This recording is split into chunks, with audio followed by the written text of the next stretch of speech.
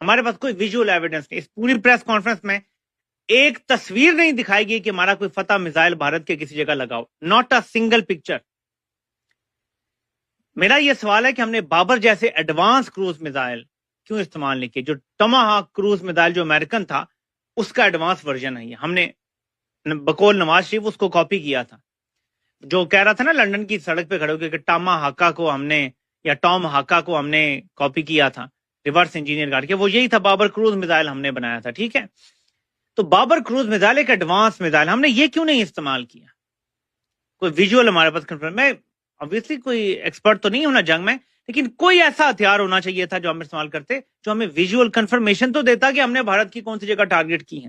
اب ہمارے پاس کوئی ثبوت نہیں ہے کہ ہم نے بھارت کی کتنی جگہیں تباہ کی.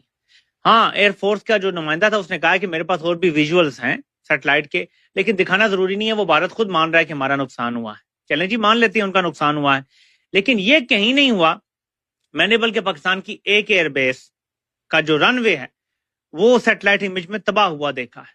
میں نے آپ کو کل اس کا گڑا بھی دکھایا تھا، تو وہ پتا چلتا ہے. تو پاکستان کی طرف جو ہے وہ تو سیٹلائٹ سے چیزیں آ گئی ہیں، لیکن کیا پاکستان ہی کو نہیں چاہیے؟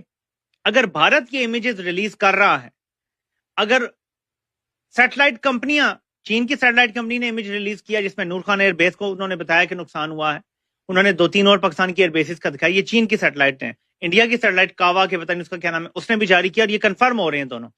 پاکستان نے کیوں نہیں ابھی تک کسی سیٹلائٹ سے جاری کروایا؟ عوام کو دیں امیجز، عوام کا مورال ہائی ہوگا. مورال ہائی کرنا ہے نا عوام کا، یہ طریقہ ہے. یہ نہیں ہے کہ آپ چلا رہے ہیں سلائڈ چلا رہے ہیں جی ہم پاپولر ہو گئے ہیں، بس فوج کے ساتھ عوام کھڑی ہے اور یہ وہ. عوام جب بھی جنگ ہوتی ہے تو فوج کے ساتھ کھڑی ہوتی ہے، لیکن عوام سیاسی فوج کے ساتھ نہیں کھڑی.